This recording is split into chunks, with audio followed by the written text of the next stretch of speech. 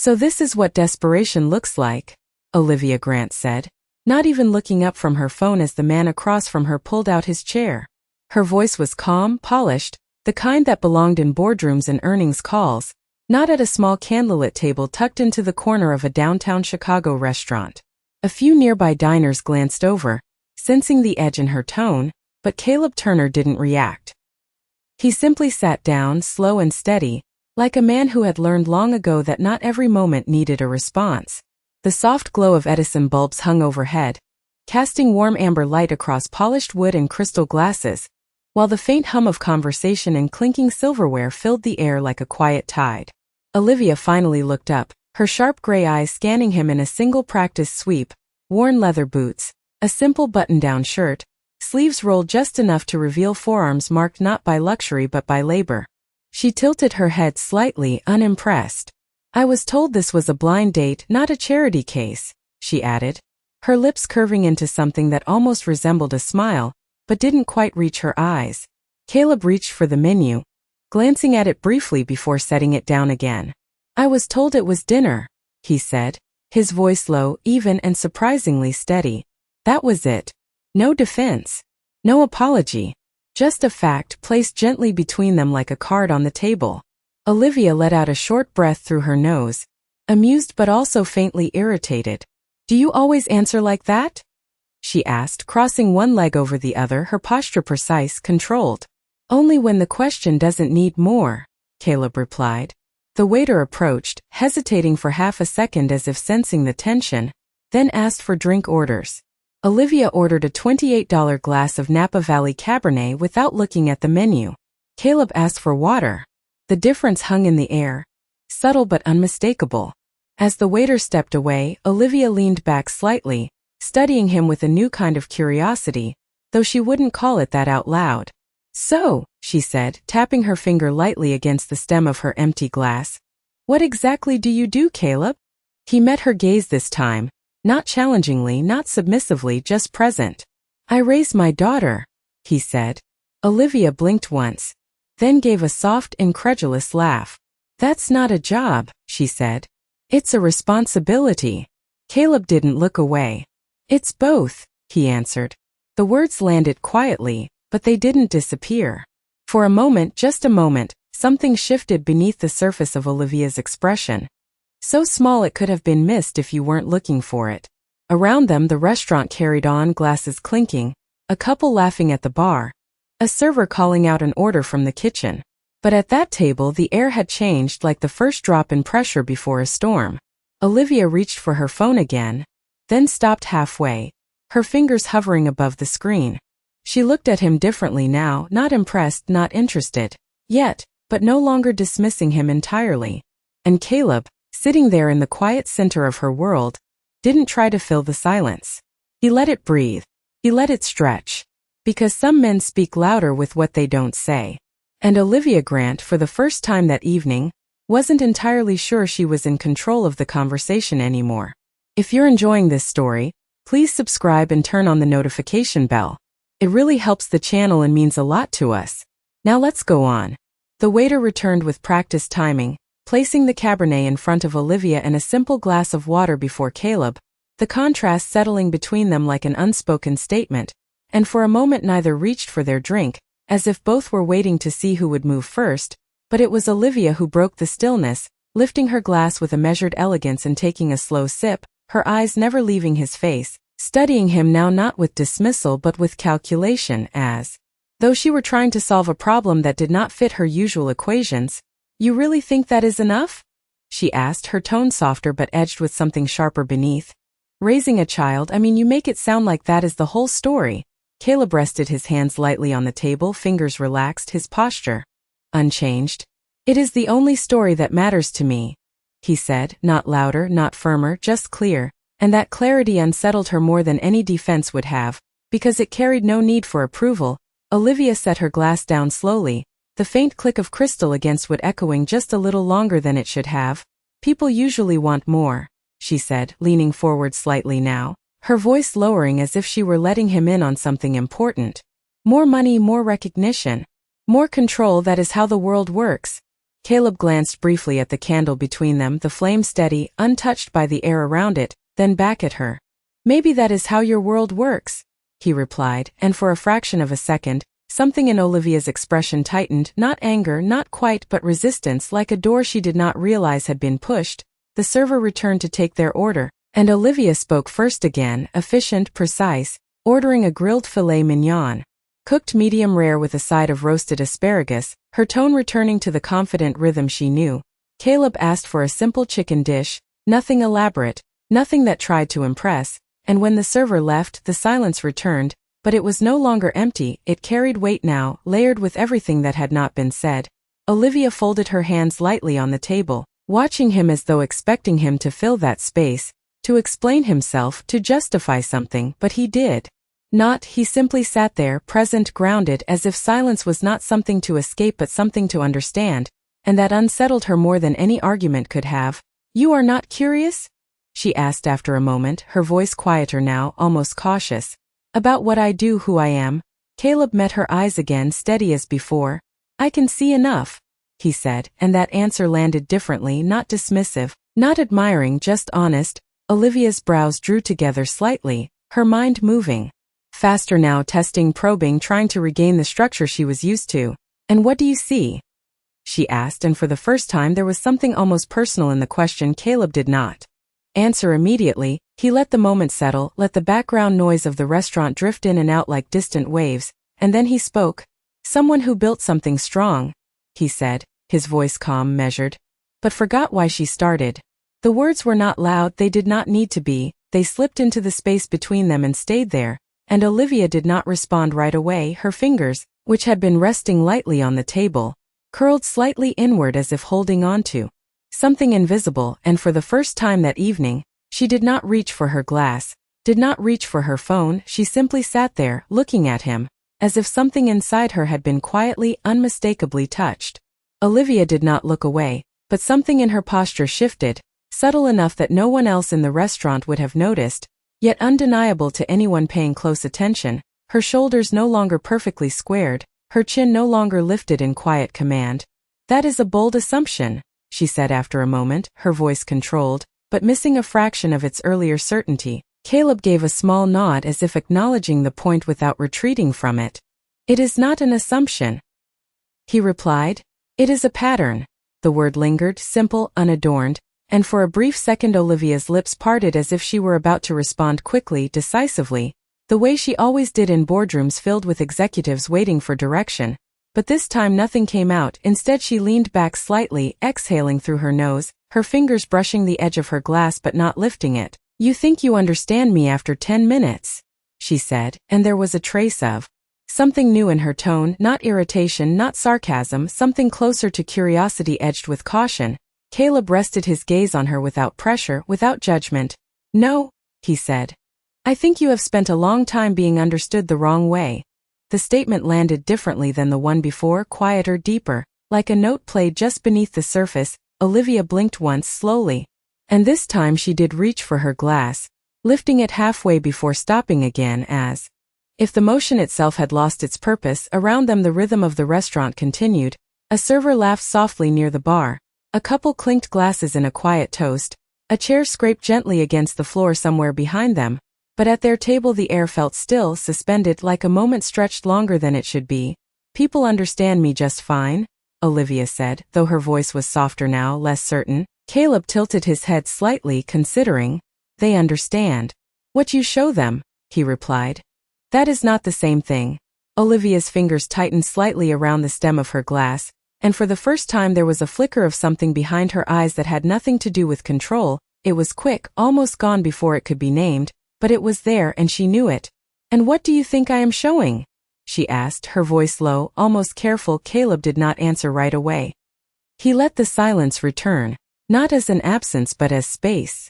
Space where the question could settle, where it could breathe, and when he finally spoke, his tone had not changed, still calm, still steady. "Strength," he said, then after a brief pause, "and distance." The two words sat side by side, equal in weight, and Olivia's gaze dropped for the first time, just for a second, to the table between them, to the candlelight flickering softly against the glass, and in that second something shifted again, Something quieter, deeper, like a crack forming. Beneath a surface that had held for years, she set her glass down gently this time. No sharp sound, no deliberate gesture, just a quiet placement. Distance keeps things clean, she said, almost as if repeating something she had told herself many times before. Caleb's expression did not change, but his voice softened just slightly.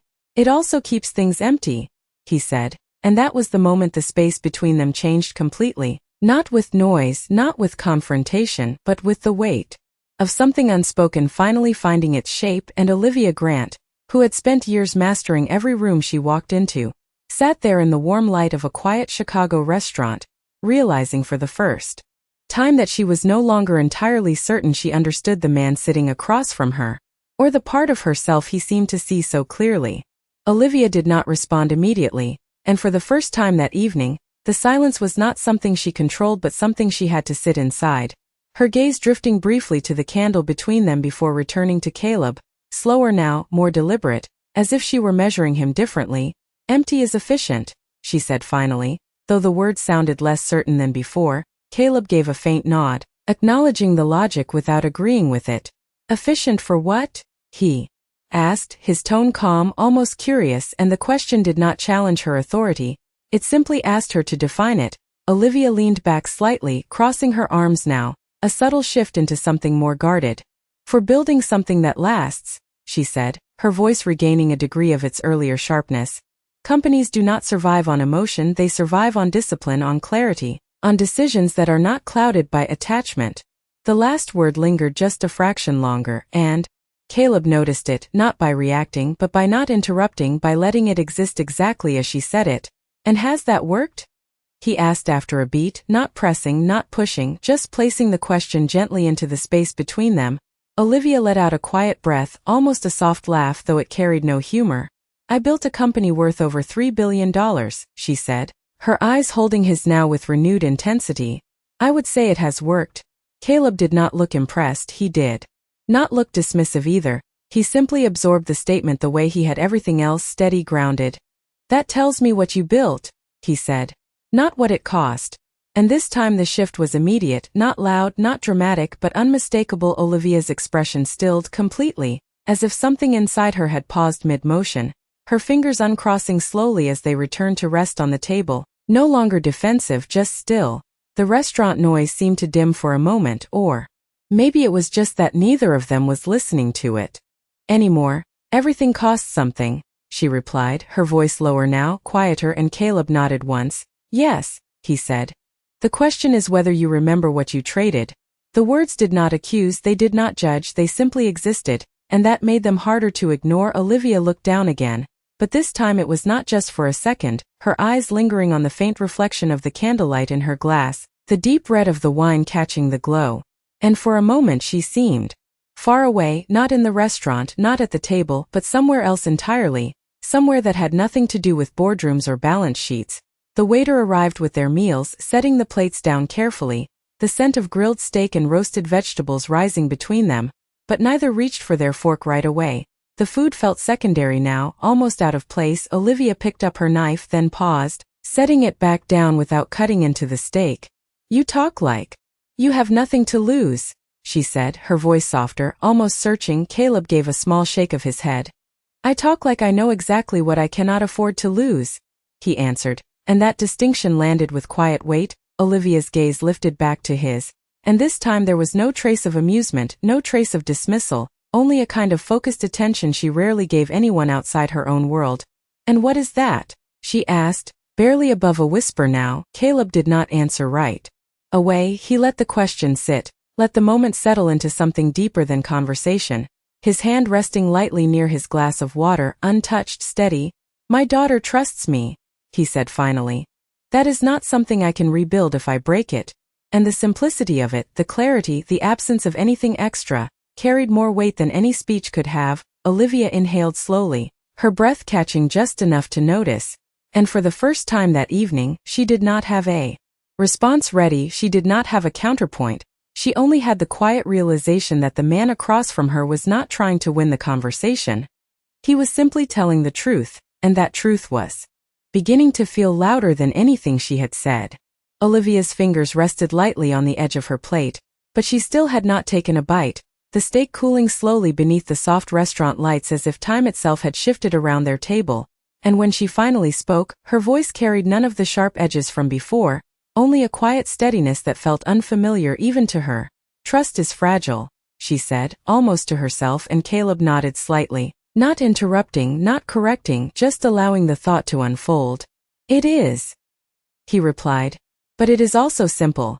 Olivia lifted her eyes to meet his again, a faint crease forming between her brows. "Simple?" she echoed, as if the word did not quite belong in the same sentence. Caleb reached for his glass of water, taking a slow sip before setting it back down with deliberate calm. "You show up, you keep your word, you stay when it is inconvenient," he said, each phrase measured, unhurried. "You do that long enough, it grows." Olivia let out a soft breath, her gaze drifting briefly to the side, toward the other tables where conversations flowed easily, laughter rising and falling without weight, and for a moment she seemed to be observing a world she had stepped away from long ago. "That sounds inefficient," she said, though there was no bite in the word this time. Caleb allowed a faint smile, not amused, not dismissive, just acknowledging the difference between them. "It is," he said, "if your goal is speed." Olivia's lips pressed together slightly, her thoughts moving, recalculating. "And if your goal is not speed?" she asked, her voice quieter now, more open. Caleb met her gaze again, steady as before. "Then you have to decide what you are building for," he answered, and the question beneath the statement hung there, unspoken but clear. Olivia picked up her fork this time, cutting into the steak without really looking at it, the motion automatic, practiced, but when she lifted the piece halfway, she paused again, lowering it back to the plate. "You make it sound like I chose the wrong thing," she said, not defensive, just searching. Caleb shook his head gently. "I am not saying it is wrong," he replied. "I am saying it is expensive." The words settled between them with quiet precision. Olivia exhaled slowly, her shoulders easing just a fraction. "Everything worth having is expensive," she said, almost instinctively, and Caleb nodded. "Yes," he said, "but not everything valuable has a price you can see." That was the moment something shifted again, not dramatic, not sudden, but undeniable. Olivia's eyes softened slightly, the sharp clarity of control giving way to something more reflective, something less certain, and for the first time that evening, she looked at Caleb not as someone to assess or categorize, but as someone she did not fully understand, and that realization did not frustrate her. It unsettled her in a quieter way, the kind that lingers. "You talk like you have already made all your mistakes," she said after a moment, her voice low, almost careful. Caleb let out a small breath, a hint of something deeper passing through his expression before it settled. Again, "No," he said. "I just learned which ones I cannot repeat." Olivia held his gaze, and in that silence, something unspoken passed between them, not agreement, not conflict, but recognition, a subtle acknowledgement that they were no longer having the same conversation they started with, that the roles had shifted without either of them announcing it. The background noise of the restaurant returned slowly, the soft clinking of glasses, the low murmur of voices, but it felt distant now, as if their table existed slightly outside of it. Olivia finally lifted her glass, taking a slow sip of wine, but this time it was not to fill the silence, it was to sit with it, to give herself a moment to process something she could not yet name, and when she set the glass back down, her eyes did not leave Caleb's. "You are not what I expected," she said quietly, and Caleb gave a small nod. "Neither are you," he replied, and the simplicity of that exchange carried more weight than any elaborate statement could have, because for the first time that evening, neither of them was trying to prove anything, and in that space something real had begun to take shape, something neither control nor distance could fully contain. Olivia let the words settle between them, her gaze steady but no longer guarded, as if she had stopped trying to win something she could not quite define anymore. And when she finally spoke again, her voice carried a different weight, quieter, more personal. "You say that like you already decided what matters," she said, her fingers lightly tracing the rim of her glass without lifting it. Caleb rested his hands on the table, calm as before. "I did not decide," he replied. "Life did, I just paid attention." The answer was simple, but it carried something deeper, something that did not need explanation. Olivia tilted her head slightly, studying him again, but this time not as a problem to solve, more like a story she had not expected to hear. "Most people do not get that clarity," she said, almost thoughtfully. Caleb gave a small nod. "Most people are too busy chasing something else," he answered, And the way he said it was not critical, not superior, just honest, and that honesty lingered. Olivia leaned back slightly, her shoulders relaxing in a way that would have surprised anyone who knew her outside this room. "And what was it for you?" she asked, her voice lower now. "What made you pay attention?" Caleb did not answer immediately, his gaze drifting briefly to the side, not avoiding her, just acknowledging something beyond the moment. "There was a time I thought I had more time," he said slowly, "to fix things, to say things, to show up later." He paused, just long enough for the weight of the words to form. Turns out, later is not always there. Olivia's breath caught just slightly, subtle but real, and for a moment she looked at him differently, not as someone outside her world, but as someone who had walked through something she could feel without fully knowing. "You lost someone," she said quietly, not as a question but as a realization. Caleb nodded once. "My wife," he said, the word steady but carrying a depth that did not need detail. Olivia lowered her gaze for a moment, her fingers now resting still against the table. No longer moving, no longer calculating, just present. The restaurant noise seemed to soften again, as if the space around them respected the shift without being told. "I am sorry," she said, and this time there was no performance in it, no polite reflex, just sincerity. Caleb gave a small nod in return, accepting it without dwelling on it. "It taught me something," he said, and Olivia looked back up, listening fully now. "That you do not build a life later," he continued. "You build it in the small moments you think do not matter." The words were quiet, but they stayed, and Olivia felt them settle somewhere deeper than she expected. "And your daughter?" she asked softly. Caleb's expression shifted just slightly, not a smile, but something warmer, something grounded.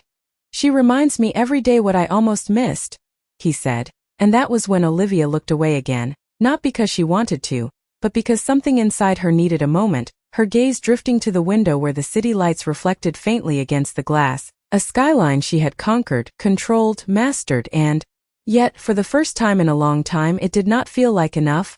"I built everything early," she said after a moment, her voice quieter, almost distant. "Faster than anyone expected." Caleb did not interrupt. "I told myself I would slow down after," she continued, her fingers curling slightly against the table. "After the next deal, the next milestone, the next expansion." She paused, then let out a soft breath. There was always a next. Caleb watched her, not with judgment, not with pity, just with presence. "And now?" he asked gently. Olivia did not answer right away, the question lingering longer than the others had, her eyes still fixed on the reflection of the city outside. "Now I am very good at something," she said finally, "and I am not sure what it is for." The admission was quiet, almost fragile, and it hung there, unprotected. Caleb nodded once, not offering an answer, not trying to fix it, because some realizations did not need solutions, they just needed to be seen. And for the first time that evening, Olivia Grant was not speaking like a CEO, she was speaking like someone who had just noticed a silence in her own life that no amount of success had filled. Olivia's words lingered in the air long after she finished speaking, not because they were loud, but because they were honest in a way she rarely allowed herself to be, and Caleb did not rush to respond. He let the silence hold them both, steady and unbroken, like a quiet space where something real could exist without being forced into meaning.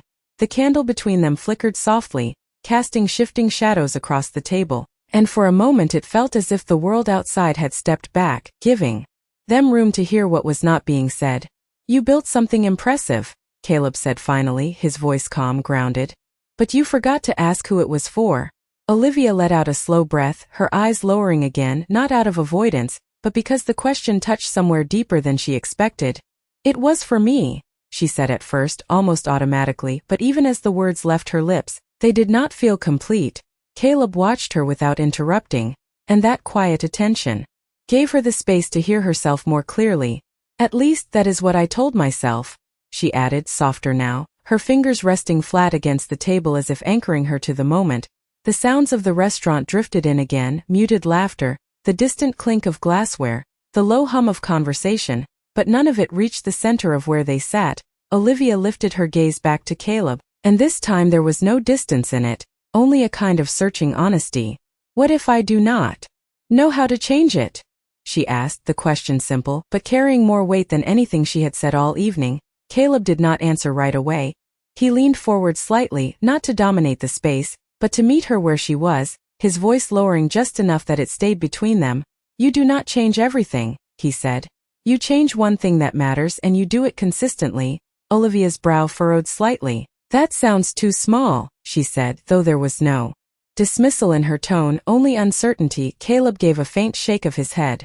Small is how you build something that lasts, he replied, and the certainty in his voice was not loud, it was quiet, lived in. Earned over time. Olivia studied him again, but this time she was not measuring his status, she was measuring the truth in what he said. And what was your one thing? She asked, her voice barely above a whisper now. Caleb's expression softened just slightly, something warmer passing through it. Being there when my daughter needs me, he said. Not later, not when it is convenient, but when it actually matters. Olivia felt that answer settle somewhere deeper than logic, deeper than strategy. It was not a concept she could analyze, it was something she had to feel, and for the first time in years, she allowed herself to sit with that feeling without pushing it away, without turning it into a problem to solve. Her eyes drifted briefly to the city lights beyond the window, the skyline she had shaped through decisions and deals and relentless focus, and for the first time it did not feel like proof of success, it felt like a question. I do not even know what my one thing is anymore, she admitted quietly, and the vulnerability in her voice was real, unguarded. Caleb did not rush to fill the silence that followed. He simply stayed there, present, steady, and after a moment, he leaned in just slightly, close enough that his next words did not belong to the room, only to her. His voice lowering to something softer, more personal. Then stop looking at what you built, he said, and start paying attention to what you miss. The sentence was simple, almost gentle, but it carried a depth that did not need explanation, and Olivia felt it immediately, not as a thought, but as something that moved through her, something that reached past everything she had constructed and touched something she had not named in years. Her breath stilled, her fingers tightening slightly against the table, and for a moment she did not move at all. The restaurant continued around them, unaware, unchanged, but at that table, something had shifted again, something quiet, something undeniable. Because sometimes it is not the loudest words that change a person, it is the ones spoken just low enough that they have to be felt. Olivia did not move for a long second after his words settled, her breath held just enough to notice, her gaze fixed somewhere between the flicker of the candle and the reflection of the city beyond the glass, and when she finally exhaled, it was slower than before, like something inside her had shifted and needed time to realign. What I miss, she repeated quietly, not as a question, but as if she were testing the shape of the idea. Caleb leaned back slightly again, giving the space back to her without withdrawing from it. His presence still steady, still grounded, and he said nothing more, because this part did not belong to him anymore. It belonged to her. Olivia's fingers loosened against the table, her shoulders softening in a way that felt unfamiliar, almost unpracticed, and for the first time that evening, she was not trying to respond, she was trying to remember. The sounds of the restaurant seemed to fade further, not disappearing but losing their importance, replaced by something quieter, something internal. I used to call my mother. Every Sunday, she said after a moment, her voice distant like she was speaking from somewhere else. Caleb remained still, listening. No matter how busy I was, no matter where I was, I would find the time, she continued, her eyes no longer focused on him, but not unfocused either, just turned inward. And then it became every other Sunday, and then once a month, and then when I remembered, the last word softened, not breaking but thinning, like something worn over time. Caleb did not interrupt because he understood that silence now was not empty, it was necessary. Olivia let out a small breath, almost a quiet laugh, though it carried no humor. I told myself it was temporary, she said. Just until things slowed down. She paused, her fingers brushing lightly against the stem of her glass again but not lifting it. She stopped asking after a while. The sentence was simple, but it landed with a quiet weight that did not need emphasis. Caleb's gaze lowered briefly, not out of discomfort but out of respect for the moment she was in. When was the last time you called her? He asked gently, his voice low enough that it stayed between them. Olivia swallowed slightly, the motion small but visible. 6 months ago, she said, and then after a pause, softer, maybe longer. The admission hung there, unprotected, and for a moment she closed her eyes just briefly, as if acknowledging something she had avoided naming until now. The city lights outside reflected faintly against the glass, steady and distant, a skyline that had once felt like proof of everything she had achieved, and now felt like a backdrop to something she had overlooked. She used to tell me not to work so much, Olivia said quietly, her voice carrying a trace of something softer, almost a memory. I always thought she just did not understand. Caleb lifted his gaze back to her, steady, present. Maybe she understood more than you think, he said, not correcting her, not challenging her, just offering the possibility. Olivia opened her eyes again, looking at him now with something different in her expression, something less guarded, more human, more real. And what if it is too late to fix it? She asked, the question fragile in a way she had not allowed herself to be before. Caleb did not hesitate this time, but his answer was still quiet, still grounded. Then you do not fix it, he said. You show up anyway.